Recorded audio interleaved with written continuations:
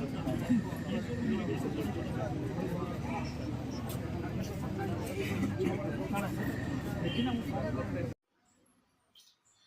everyone आमर जो ओएबीएस रो counselling process होतला काउंसलिंग प्रोसेस एक्चुअली बहुत इजी प्रोसेसटा आउ से प्रोसेस रे हमको दीटा जिनस टिके मन रखा पड़ो गोटे जिनस आम जो जीवा डॉक्यूमेंट कौनटा रिक्वायर डॉक्यूमेंटा आधार कार्डटार जेरक्स नहीं जाइए आमर जो तुम इंटरव्यू टाइम रे जो एडमिट कार्डटा थी से एडमिट कार्डटा को जेरक्स करके नहीं वेरीफाई हम आउ सेकेंड थिंग है मुझे गोटे वीडियो देखी से वीडियो पर अपन देखिए जे काउंसलिंग प्रोसेसटा कौन प्रथम आम एंट्री हवा एक्चुअली से जो टाइम देते बिफोर टाइम रू ही जाइए कहीं बिफोर रू ही स्टार्ट कर दौरान बेले पड़े बिफोर स्टार्ट करदे जो मैंने पहुँची थे से हईराण हे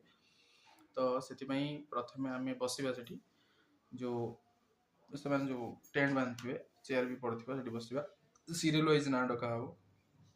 प्रति 10 जन को ना डका प्रथम तुम जो एंट्री प्लेस अच्छी ओएवी रो से एंट्री शिफ्ट बस गोटे बड़ एलईडी लगी से गोटे बड़ एलईडी लगी तो से एलईडी रे टोटल वैकेंसी शो हम जे आपंकर कौन के वैकेंसी अच्छी सेठी वैकेंसी जो अच्छी से वैकेंसी शो हम से वैकेंसी रे आपन फास्ट से डिस्ट्रिक्ट गुड़ा चॉइस करेंगे किंतु सब मन रखिए आपन जीवा पूर्व घर आपन डिस्ट्रिक्ट गुड़ा को सब आपण माइंड रे रखिथे एक्चुअली को डिस्ट्रिक्ट को स्कूल गुड़ा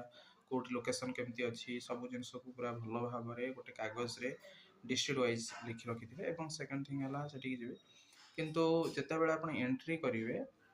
फास्टा देखि सारा पर जितेबाला आप भितर को एंट्री करेंगे से जगह माइंड स्माश हम 100% स्माश हम आपण जहाँ भावुवे जहाँ डिसाइड करेंगे से केवे भी हो पारबनी किंतु आपन को साइकोलॉजी स्ट्रांग रहा पड़ो कि जहाँ बेले आप लास्ट रे जो थे ताले आप सफर 100% हेबे केबे भी मिलबनी कौन कोस्टल डिस्ट्रिक्ट तो बेले पड़े बाहर को मिल बाध्य होकरी जो ने भी सफिशिएंट भल जगह नो टेंशन किंतु कूल सब जिन को काउंसलिंग प्रोसेसटा अति कूल ही करार अच्छे थैंक यू